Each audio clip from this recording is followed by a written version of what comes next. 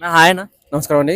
ప్రకాష్ రాజు గారికి court non bailable warranty case అయితే చేయడం అయితే జరిగింది. సో దాని గురించి మీరు ఏం చెప్పాలనుకుంటున్నారు? వానంతా ఎదవనా కొడుకు ప్రపంచంలో ఎవడు ఉండడండి. క్లియర్. అరే అయ్యా, నీ తల్లి పేరు ఏం పేరురా?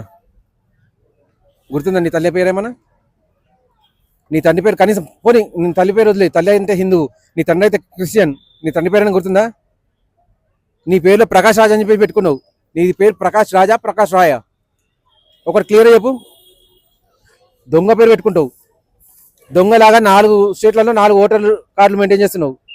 అసలు ఏమనుకుని మాట్లాడుతున్నావు? పైగా నీతో చెప్పడానికి వస్తున్నావు. నాకు ఎవరైనా ఏదైనా తప్పు చేస్తే ఆ తప్పు ప్రశ్నించాలి అని చెప్పి అనిపిస్తానని చెప్పి. అరే నీ బతికే తప్పు, నీ పుట్టుకనే తప్పు. ఇంకా నువ్వేంట్రా మాకు చెప్పడానికి వచ్చింది?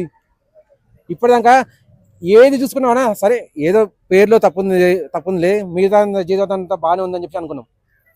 ఓటర్ కార్డు 4 మెయింటైన్ చేయడం ఏంట్రా?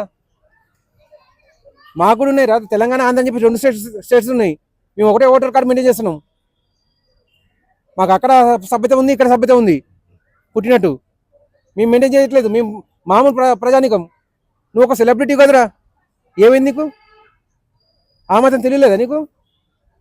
మాట్లాడితే తప్పులుంటే నేను ఖచ్చితంగా ప్రశ్నిస్తాను అంటావు. మరి తప్పులుంటే ఓన్లీ సనాతనంలో తప్పులు కనిపిస్తాయి నీకు? నీ క్రిస్టియానిటీలో తప్పులు లేవా? ముస్లింలలో తప్పులు లేవా? ఎందుకు జీబాలు కొడతారు అని చెప్పేసా వాళ్ళని అడుగుతాయి. నీకు నాన్ బెయిలబుల్ వారెంట్ కాదు, అది పోయిన తర్వాత ఉరి శిక్ష వేయాలి. అదే మంచిది. ఇప్పుడు వాళ్ళు పొరపాటున ఉరి శిక్ష చేసిండ్రు అనుకో, ఒకప్పుడు ఏదైతే బ్రిటిష్ వాళ్ళు తప్పు చేసిండ్రో, మంచి వాళ్ళని శిక్షించి తప్పు చేసిండ్రో, ఇప్పుడు చెడ్డ వాళ్ళని శిక్షించి మేము ఆ తప్పుని సరిదిద్దుకున్నాం చెప్పడానికి కోర్టు వాళ్ళకి ఒక హక్కు దొరుకుతుంది. ఇలాంటివన్నీ ఉరి శిక్ష వేయాలి. అయితే మార్నింగ్ లెగ్గానే జస్ట్ ఆస్కింగ్ అని చెప్పి హ్యాష్ ట్యాగ్ తో పెట్టి నేను తప్పు చేసేటోళ్ళని అడుగుతున్నా అని చెప్పి ఆయన జీవితాంతం ఓట్లు తప్పుగానే వేస్తూ వచ్చారు. ఆయన కేసు శిక్షలు వేస్తారంట గవర్నమెంట్. నేను క్లియర్ దాని గురించి చెప్తున్నానండి. నాన్ బెయిలబుల్ వారెంట్ ఇచ్చింది కోర్టు అనేది చాలా బాగా చేసింది. నాన్ బెయిలబుల్ వారెంట్ కాదు, ఉరి శిక్ష వేయాలి క్లియర్ గా. ఒక సెలబ్రిటీ అనేది ఈ రకంగా శిక్షిస్తేనే రేపు పొద్దున సామాన్య ప్రజానికం కూడా భయపడతారు. అయ్యో నాకు 2 ఓట్లు ఉన్నాయి, నాకు ఊర్లో ఉంది, సిటీలో ఉంది, వద్దు తీసేయాలి నేను 2 ఓట్లు అని చెప్పి సామాన్య ప్రజానికం కూడా ఆలోచిస్తుంది. ముందుగా వీడిని శిక్షించండి. కోర్టు మహాశయులారా, జడ్జిలారా, మీకు చేస్తున్న రిక్వెస్ట్ ఒకటే, ఇటువంటి వాడిని శిక్షిస్తే వీడు ప్రతిరోజు వచ్చేసి తప్పు ఉంటే నేను ప్రశ్నిస్తా, తప్పు ఉంటే ప్రశ్నిస్తా అని చెప్పి అన్నాడు. వీడే తప్పు చేసిండు. వీడి వీడియోలు చాలా ఉన్నాయి, కావాలంటే వాటిని సుమోటోగా తీసుకోవాలి. ఆ వీడియోలను నువ్వు చెప్పిన వీడియోలోనే నీ వీడియోలను బట్టి నీకు శిక్ష వేస్తున్నాము, ఉరి శిక్ష అని చెప్పి చాలా హర్షిస్తాం. తప్పు ఉంటే ఎవరైనా ప్రశ్నించండి. మేమే కాదు, పైన మోడీ గారు కూడా తప్పుని ప్రశ్నించని చెప్పి అంటారు. మా పవన్ కళ్యాణ్ గారు కూడా అదే మాట చెప్తారు, తప్పుని ప్రశ్నించండి, ఖచ్చితంగా అడగండి, నిలదీయండి, లేదంటే కొట్లాడండి అని చెప్పేసి. కానీ వారికి తప్పనేది హిందూ మతంలోనే కనిపిస్తుంది. సనాతనంలో విలువలు బాగాలేవు అని చెప్పేసి అన్నట్టు. అరే నువ్వు విలువలు ఎప్పుడు పాటించినావు అని చెప్పేసి నీ తండ్రి పేరు పెట్టుకోవడానికి నీకు కనిపించింది. ఇంకేం విలువలు ఉంటాయి? 4 రాష్ట్రాల్లో ఓటర్ కార్డు ఉందంటే అంతకంటే నిజమైన పని ఇంకేముంటుంది? తనకు నాన్ బెయిలబుల్ వారెంట్ ఇవ్వడం సమంజసమే. రేపు పొద్దున ఊరేస్తే ఇంకా హర్షిస్తాను నేను. అంటే వెస్ట్ బెంగాల్లో ఎస్ఆర్ జరిగినప్పుడు కూడాను, మహారాష్ట్రలో ఎస్ఆర్ జరుగుతున్నప్పుడు కూడాను ఈయనలో భయం మొదలయ్యింది. ఎందుకు మాట్లాడుతున్నా అని చెప్పి అందరూ ఆలోచిస్తున్నప్పుడు టైంలో ఈయనకి 4 మల్టిపుల్ ఈ ఓటర్ కార్డులు ఉండడం జరిగింది. సో దీనివల్ల ఆయన కూడా భయపడుతున్నాడు అని అనుకోవచ్చు. లేదండి, ఇది పొరపాటున మన వాళ్ళకి తెలిసింది. ఇది విషయము మన వాళ్ళకి తెలుసన్న విషయం మనకి తెలియదు. ఇంకా అప్పటికి కూడా ఇది పొరపాటున మన వాళ్ళకి తెలియడం వల్ల ఇప్పుడు నాన్ బెయిలబుల్ వారెంట్ తీసుకున్నారు. అది ఎప్పుడు జరిగిపోయింది? ఎస్ఐఆర్ అనేది దాదాపు సంవత్సరం అవుతుంది మనకు ఎస్ఐఆర్ జరిగి వెస్ట్ బెంగాల్ అనేది. అంటే అప్పుడు కూడా ఎస్ఆర్ జరుగుతుంటే ఈయన భయపడే దాని గురించి కాదు.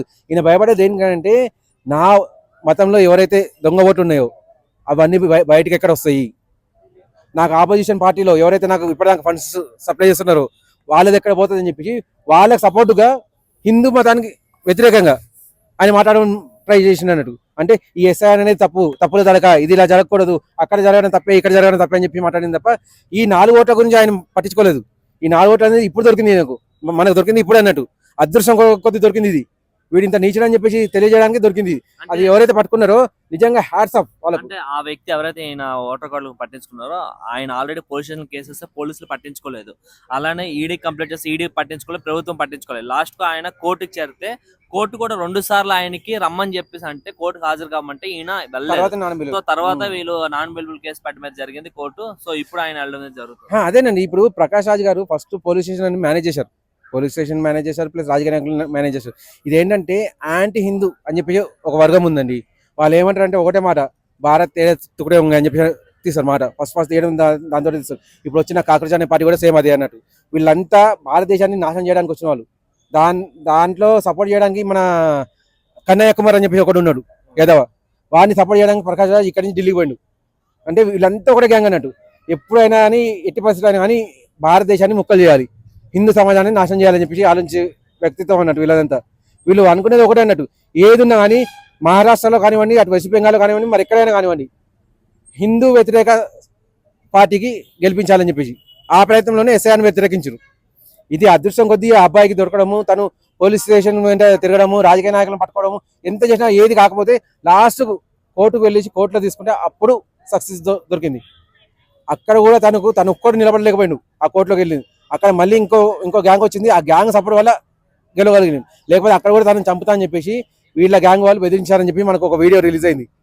అక్కడ కూడా ఆ అబ్బాయి గట్టిగా నిలబడ్డాడు, లేకపోతే దీన్ని కూడా అక్కడ కూడా అంచేద్దామని చెప్పి చూసారు.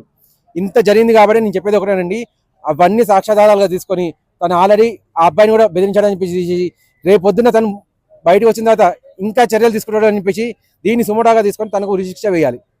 అదే కోరుతున్నానండి. Thank you.